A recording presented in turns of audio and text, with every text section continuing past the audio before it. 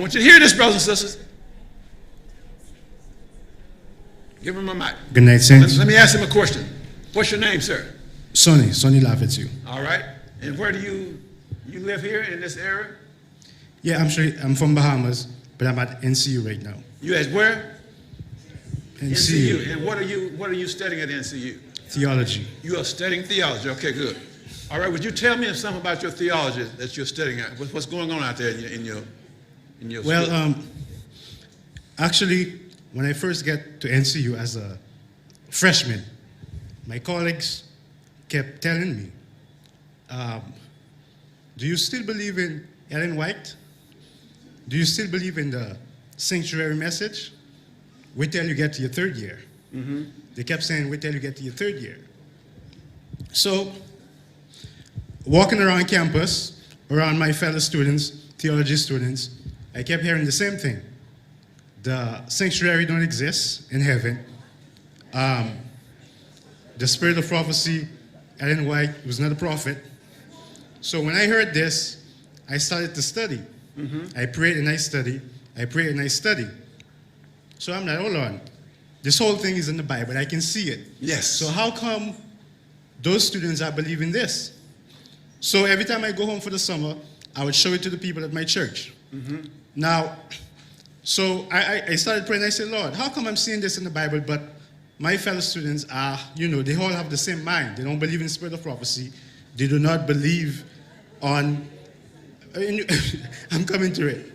It was not until I did a class called hermeneutics. Uh-huh. In this particular class, there's a method of Bible study called the historical critical method. You better hear this. Historical critical method. And in this particular class, and this particular professor, he is well known around Jamaica. This man,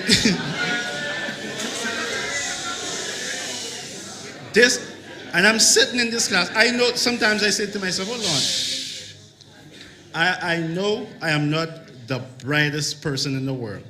I know I'm not a genius. How come I'm sitting here, I'm listening to this man? I know this man is not a Seventh-day Adventist based on what he's saying. I'm going to give you an example. One time, he had a slide up that says that we cannot trust Ellen White because she makes mistakes. Just like any other prophet, she makes mistakes. Prophets are not Jesus Christ. I'm like, all right, prophets are not Jesus Christ. Then in another class, someone asked the question. They say, when Jesus said that there are some of you that stand here that will not see, taste death, until you see the Son of Man come in power and glory. Right? So someone asked, okay, what did Jesus mean by that? He said, Jesus was mistaken.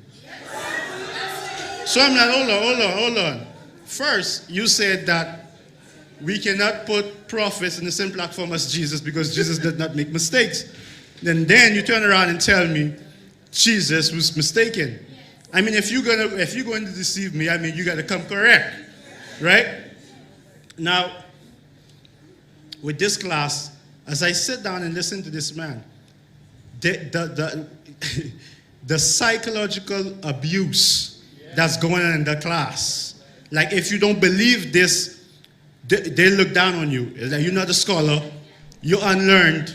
It's like the mindset is if you say anything about the spirit of prophecy or the sanctuary, you will laughed at. And these young men are coming to a church near you to preach. They are going to be your future pastors. I'm telling you, based on the historical critical method, and I study this thing. The fifth generation will not run this church. Go ahead, brother. And when I found out this, I said I'm going to do a study on this thing, and I started to study the historical critical method, and I found out it's coming from an atheist. Now, the young ministers who are coming to your church do not believe on the Bible. Why do you think, I'm going to ask you this right now, when last you heard a sermon in your church where the minister went from pages to pages, line upon line, precept upon precept?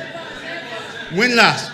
What they will do, this is what they will do. They'll take a passage, they'll read it, they'll give you your 3 points, make you feel good, and you say, amen, you go home, and they go to the conference and collect a paycheck. That's all they do. Because their conscience won't allow them to preach from certain texts. because they don't believe in it. Let me add this. And to get your theology degree, you can no longer use the proof text method that we've been using here this week. You can't do that. That's not scholarship. You cannot do that. If you do that, they look at you as unlearned. And as I